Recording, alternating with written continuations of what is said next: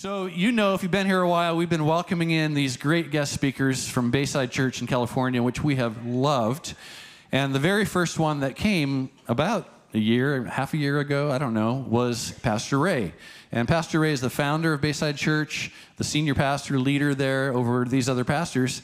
And he's been so gracious to send these guys our way and give them the day off and come up to Linden. I mean, can you imagine coming from California to Linden? And they love it. They love it here. They love you. It's a wonderful place to come.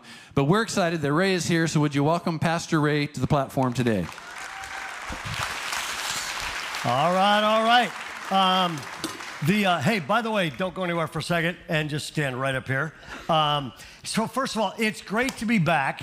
Our pastors love this place, love this town, except for the pot thing. And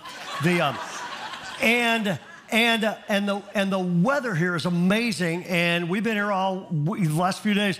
Everybody we've talked to is like, dude, come on up. It's like this all year long. Is that true?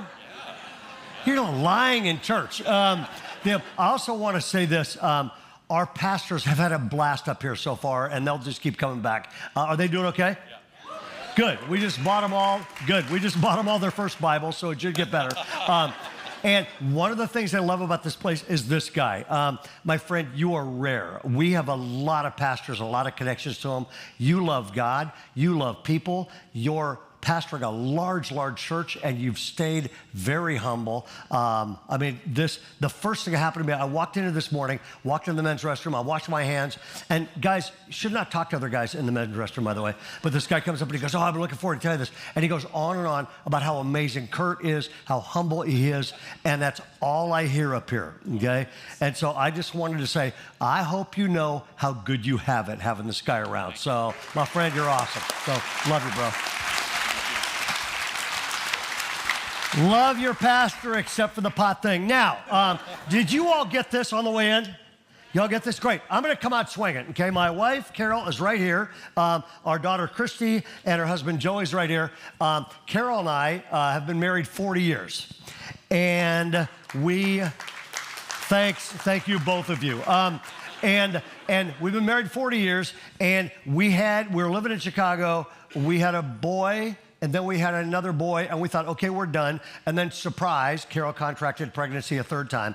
And it was identical twin daughters, okay? The best thing that ever happened, okay? However, does anybody here have kids or grandkids? Anybody? Raise your hand. Okay, good. That gave us 4 kids under 4. You get it. And so what happened is we moved back to California from Chicago, and because I'd never been to Linden, we moved back to California from Chicago, and I'm like, and you parents will get this, I'm going, we got to find some way of exhausting these kids so when we put them to bed, they stay there. And did you parents know what I'm talking about? Okay, and you know what? We found it, okay? A 15-foot Jump King trampoline. And we built this thing in the backyard, and everybody's jumping on it, and then everybody went back in the house except for me and our son, Scott. Now, at this point, Scott is about 10 years old. He's about this high, and he's about the width of that microphone stand, okay? Weighs nothing. So we start jumping together, and everybody's out, and we're jumping, and we kind of figured out that if we timed my jump to his jump, he could go higher. Raise your hand if you know exactly what I'm talking about. And we start getting pretty good at this. And at some point he shot, and there was one moment in history, and I don't know whether it was barometric pressure, atmospheric whatever, or a synapse in the space-time continuum. I have no idea, but we time these jumps, and I come down, he comes down, and then I come down, and he is shot. I mean, I fall down and I'm looking up, and Scott is way up, and he's now like this, and he's clawing the air, and he looks like a cat dropped off a 30-story building. He's clawing the air with this terrified look, and I have this terrified look, and fortunately, he crashes down right next to me on this trampoline. And we both kind of rub it and all this kind of stuff. And then we looked at her, I give him a big hug, and we had this kind of nervous laugh like, I'm glad you didn't die. And then we hear this sound. Any of you guys know this sound? And it turns out at that exact moment, my wife had come into the backyard. And she had that mom look. You guys know what that is? And then she said something about us doing this, fill in the blank, much, much safer. Which we did. Until she went back in the house. Whole other story. Okay. You know, it's funny. I learned a really big deal lesson that day, and here's the lesson on it. Nobody, and I mean nobody, gets as high as they can get in life without somebody else. Nobody gets as high as they get. Nobody goes to where God wants to take them. Nobody gets as high as they can in life with somebody else, which means you and I have an option. We can spend our life lifting people up, or there's an epidemic in America right now. Go online. Everybody's getting shredded. Everybody's getting put down, including the Christian community, okay? And so all I want to do is I want to read you a passage, and I want to give you 5 steps.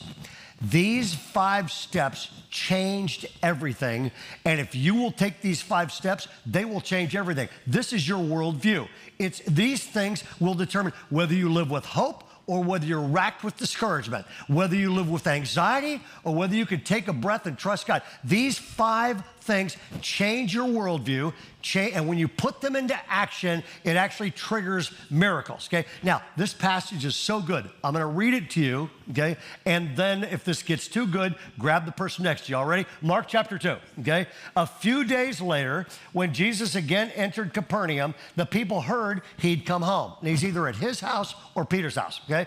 So many people gathered, there was no room left, not even outside the door. Kind of like this church. Need a 3rd service. Great job, okay? Then it says this. Now, it telescopes in on a group of people. Some men came carrying to him a paralytic. Carried by how many? 4 of them. So 4 people team up and decide to make something great happen. When's the last time you went, I'm going to make something great happen? 4 men, okay, team up. And it says this, they bring him to paralytic since they could not get him to Jesus because of the crowd. This is important. Their first shot at making something great happen was a complete failure. Couldn't get him in. So, it says that since they could not get him to Jesus because of the crowd, they made an opening in the roof above Jesus. And check this out. And after digging through it, how would you like this done at your house? Okay? Now, what this teaches is this. Great things happen, but occasionally it requires the destruction of church property. Get another ministry principle, okay? And after digging through it, they lower the mat the paralyzed man was lying on. Okay? Now, I'll come back and wrap this up in a second. I was writing a book years ago, and so I was doing all this research, and I found a youth pastor in Florida. And this youth pastor, was a great, creative, crazy youth pastor. They're the best. And he's out in a wing of the church where they're going to remodel the entire rooms. They're going to tear everything apart, and they're going to rebuild, okay? Well, nobody knows this. So the youth pastor takes the junior high class out there, and he's got this packed class, and he starts speaking, reading just what I said. And he reads this thing, you know, Jesus was there, 4 men came, bringing to him a paralytic, and all of a sudden, these kids hear footsteps on the actual roof of the classroom. And he says, after digging through it, true story, they hear a chainsaw start. And then these kids are like, they hear this chainsaw go, right through the roof, right? And you know those tiles they have on all those old roofs? They start falling on the kids in these chairs. And the youth pastor ignores the whole thing. And he just keeps reading Mark chapter 2 in a monotone voice, you know, and Jesus, and these, pretty soon, tiles are falling on these kids. Sawdust is everywhere. So these kids scatter to the walls. And they're plastered against the walls. Tiles are falling. And these guys, they cut a complete rectangle. And then that part of the roof crashes down on the chairs that they were sitting in. True story. Okay, the youth pastor ignores the whole thing. Okay, and the youth pastor says, and they lowered the mat the paralyzed man was lying on. And all these carpenters then lower a guy down right in front of the youth pastor. And the youth pastor looks at him and says, my son, your sins are forgiven. And then he says, and he reads this passage in a monotone voice, but that you may know that the Son of Man has authority on earth to forgive sins. I tell you, and these kids are plastered, they're scared. They're plastered together, wondering what's going on. And he says, rise to you. This guy jumps off the stretcher, runs around, high fives these shocked junior high kids, and then runs out the door, and the 4 carpenters up above, they're running the chainsaw, they're cheering and all this kind of stuff. Isn't that awesome? The youth pastor, by the way, is looking for a job. But that's exactly what happened here. And the last verse says this: this amazed everyone. And they praised God, saying, we've never seen anything like this. This passage is astounding. And the reason it is this passage teaches this: 4 guys, their actions triggered a miracle in the life of somebody they care about. Amen. It is possible to trigger a miracle in the lives of people. Any of you going, man, I got a son, I got a daughter, I got people I know that have walked away from God, I got grandkids, I got people at work, I got a whole thing. Man, I would love to see God do something great in the life of people I care about. Raise your hand if you have people like that. Raise your hand if you have, all of us have people like that, okay? It is possible to trigger a miracle. Now, they didn't do the miracle. Who does the miracle? Okay, this is church. This is not a trick question, okay? Who does the miracle? God does the miracle. However, it was their expectation that triggered a miracle. It was their unwillingness to quit that triggered a miracle. And here's the deal. They took 5 steps. And I believe the way God worked, by the way, the way God worked then is the way God works now. I believe if you will take the same 5 steps, the same kind of great things can happen. So I decided I was going to give you this so you could keep it all year long, okay? Keep it in your Bible, okay? Keep it, put it on your fridge, put it on your desk, whatever. These 5 steps, and I took them and I used the word raise, R-A-I-S-E, okay? And let me read them. Number 1 is raise your expectations. You're going to either raise your expectations or you're going to live with low expectations, which means you have no future and no joy.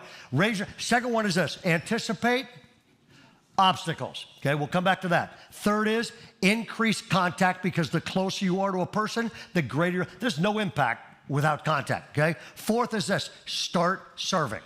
Start serving. And the last one is expect great things from God. This will change everything. All I want to do is I want to unpack 2 of them. Number 1 is this. It starts with raise your expectations, okay? I love this. It says, when Jesus saw their what? Faith. Their faith, okay? Last time I was here, I brought a whole bunch of books. Some of you already talked to me about it today. I wrote a book on hope, which means I should actually have it. Yeah. Does anybody, this is embarrassing to tell you, does anybody remember the Sunday COVID shut the world down? Anybody remember that? Anybody remember where you were? Okay. I'm in Southern California, and the problem is this. That morning, I was in church down there. We do 2 massive leadership conferences for everybody, okay? And we do one in Sacramento in May, the other one we do in Palm Springs in February, March, okay? We had just sold them both out, 4,000 and 2,000. We cut them off, and what happened is this: COVID shuts the world down. Coachella pulls the plug. The tennis tournament pulls the plug. Major League Sports pulled the plug. And about 3 o'clock in the afternoon, I realized I'm going to have to pull the plug on these. Call our staff, get our staff on a Zoom call, and we pull the plug. And this is embarrassing to admit after you've written a book on hope. But I get really discouraged, really depressed, and I stay that way. I usually bounce back fast. I didn't. Anybody get discouraged? Matter of fact, watch this. Anybody here been discouraged in the last year? Anybody been discouraged in the last month? At least once. Maybe everybody. Anybody it's this morning. Okay. I didn't bounce back. And finally, a while later, I went, okay, day after day, I'm going, this isn't how I want to live. So I took this Bible and I took this notebook and I went out in the backyard and I just read my Bible. And then I wrote something down. It was like taking dictation from God. If you're taking notes, write this down. I was sitting, and God solved the whole thing. The fog lifted with one thing. God said to me, if you will let go of discouragement and replace it with dreaming, the world just might be a better place. If you will let go of discouragement and replace it with dreaming. Okay, I'm going to try that. I don't want to hear from everybody in it. I'm going to make you memorize this, okay? This is the later service. You've already had breakfast, all right? Here we go. If you will let go of discouragement and replace it with dreaming, the world just might be a better place. And so it was like hearing direct from God. By the way, you can aim that at anything. If you will let go of discouragement about yourself, if you will let go of discouragement about your finances, if you will let go of discouragement about the shape you're in, if you will let go of discouragement about your marriage, if you will let go of discouragement about your kids or your circumstances, the minute you let go of discouragement and replace it with dreaming, something amazing can happen and hope gets restored. And so I went, okay, what am I discouraged about? I took this pad out and I went, canceling a leadership conference because I know how much this means to people and the incredible stuff that happens there. And so God said, all right, I'm a big God. Let go of discouragement. Now dream. And I actually wrote this down, okay? What if we launched the largest ever, completely online, totally free leadership conference in history? What if we raised $1 million for kids affected by COVID? What if we asked every great communicator in the country and around the world to speak for free? And what if we did it all 7 weeks from now? Well, 1 step ahead, you're the leader. 10 steps ahead, you're the target. So I call our staff together and I get them on and I just told them, this is what just happened to me. And they all went, let's go after it.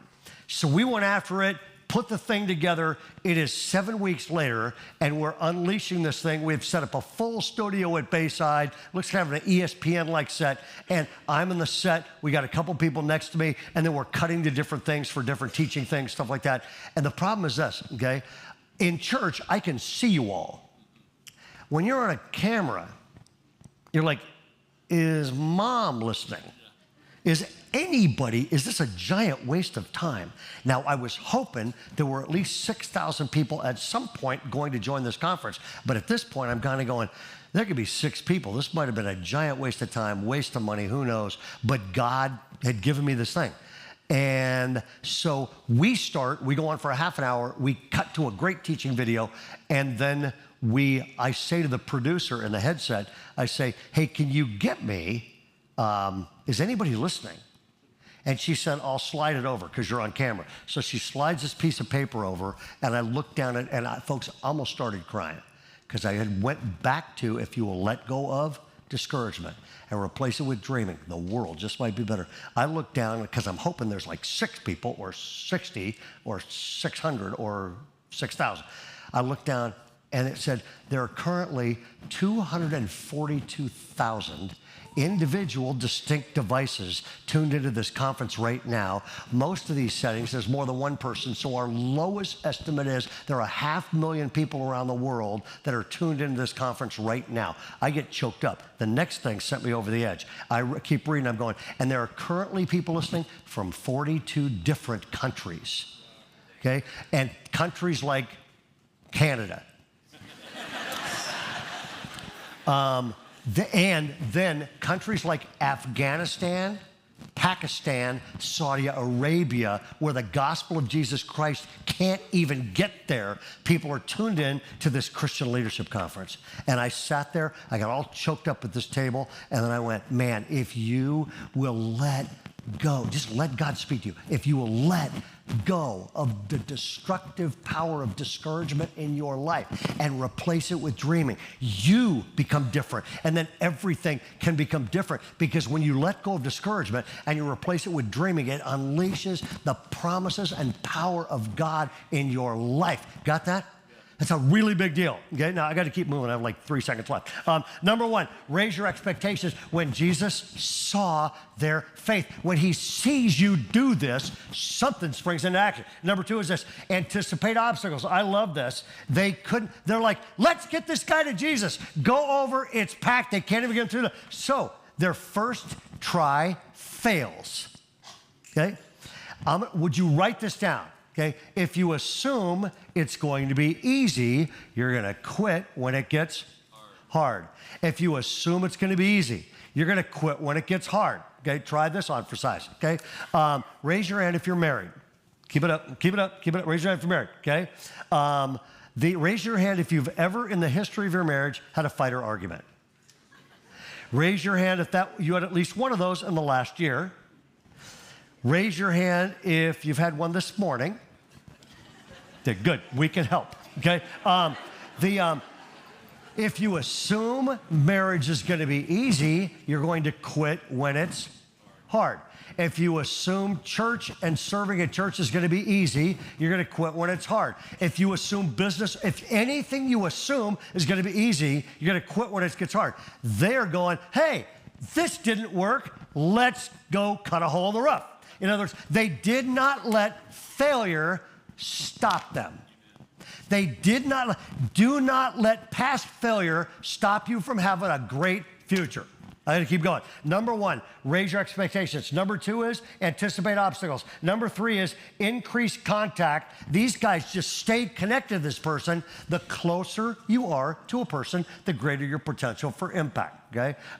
We have kids. We got grandkids. I ask myself this at least once a week. How emotionally connected am I to each person in my family? That's a great thing to ask. And it almost always leads to something, phone call, dinner, whatever. Okay? Because the closer you are to people, the greater your potential for impact. One of the disasters of COVID was, our country handled it badly, by the way. One of our disasters of COVID was they told everybody, isolate. Yeah. And they left them isolate. Isolation is a terrible life strategy. Okay? Because the closer you are to people, the greater potential. Next one is this: raise your expectations, anticipate obstacles, increase contact, and then start. I'm going to put these last two together. Start serving. Nothing great happens if you're sitting in a room. Start serving, and then expect great things from God. I'm going to wrap it up with this. What happens is this. All I did was go into a backyard, totally discouraged. And instead of getting permanently stuck there, I let go of discouragement and replaced it with dreaming. And everything changed. Which means God can actually use you. And some of you are going, God can't use me. I'm not amazingly gifted like her. God actually can use anybody, including a discouraged person like me sitting in a backyard. Matter of fact, you're going, matter of fact, turn to the person next to you right now and just out loud say, God can use you. Okay, I'm going to try that again. There should be a lot more noise, okay? Turn to the other person and say, God can use you. Ready, go. Okay, very good. And if you don't believe that, I can prove it, okay? This is the least likely people to be used. I'm a senior pastor in Southern California. I get a promotion and become a youth pastor. And I become a youth pastor in Marin County, California. Now, Marin County, at that point, was the wealthiest county in the country. It's one of the most secular counties in the country, and it was the divorce capital of the world. And I take a job in the center of the wealthiest county in the country with 250,000 people in it, and I take a job at the church where all their teenagers are going. You want to guess what they were like? I realized I'm looking at 18 of the best-looking, Porsche-driving, Harvard-bound, Princeton-bound students I've ever seen in my life. And I also realized this is the most apathetic bunch of church brats I've ever seen. And I went, I'm going to get these kids into missions and service if it kills me. It nearly did. I walked back in the next week and I went, hey, what do y'all do during Easter? Easter week, six months away. What do you do during Easter?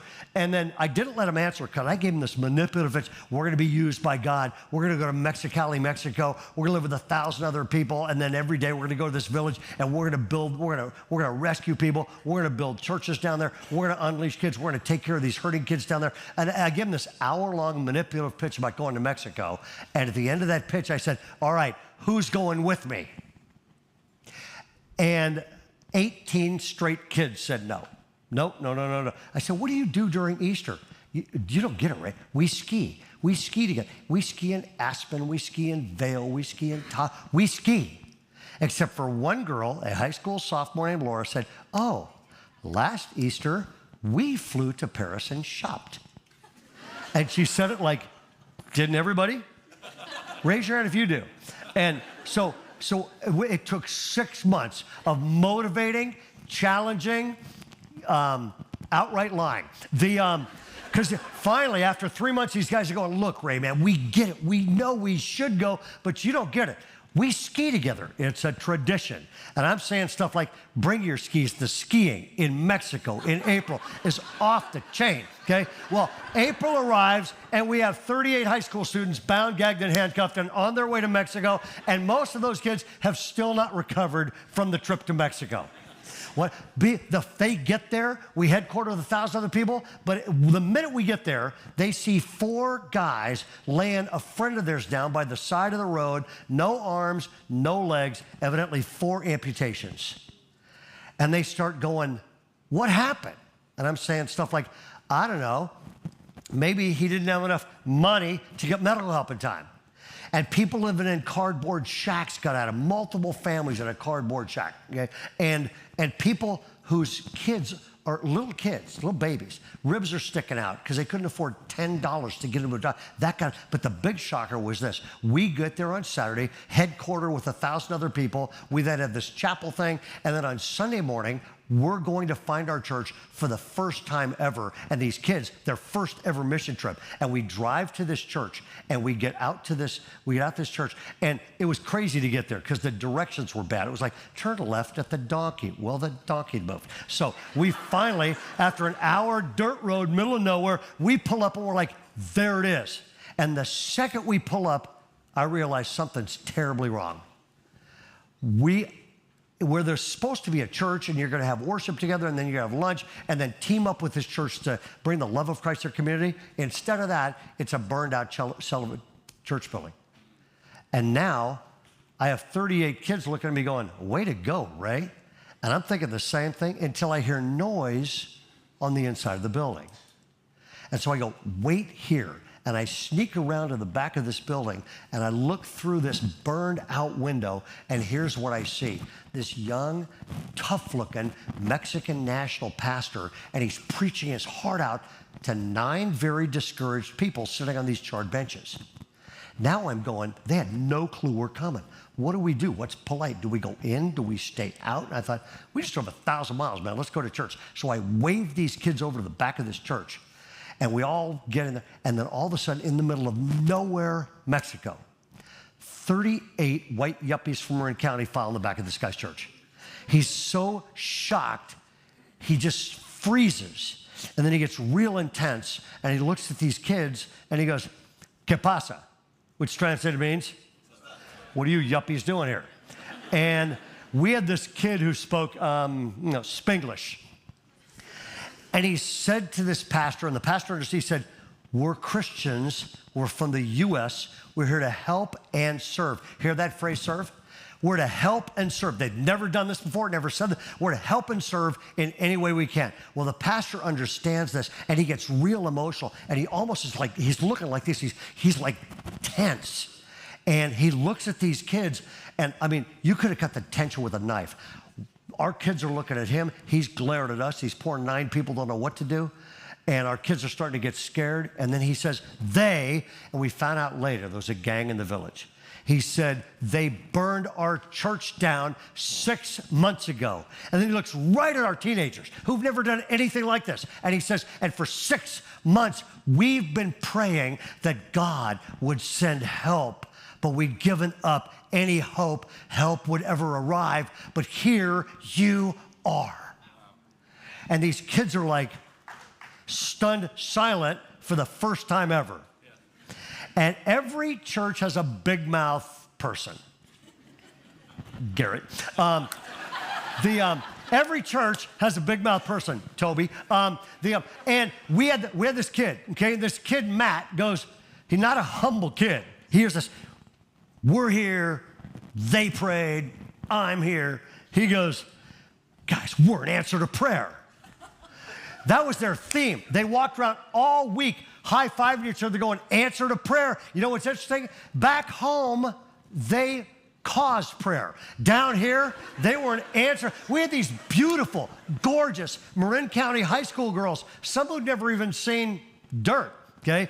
They came down, truckloads of curling irons, because we forgot to tell them there was no electricity. And 2 days into being there, remember that? They thrown a bandana on their head, tied it on, and all these boyfriend-girlfriend things happened down there, okay? Because there is a sparkle in the eyes of girls when they are looking for something more important than just looking good.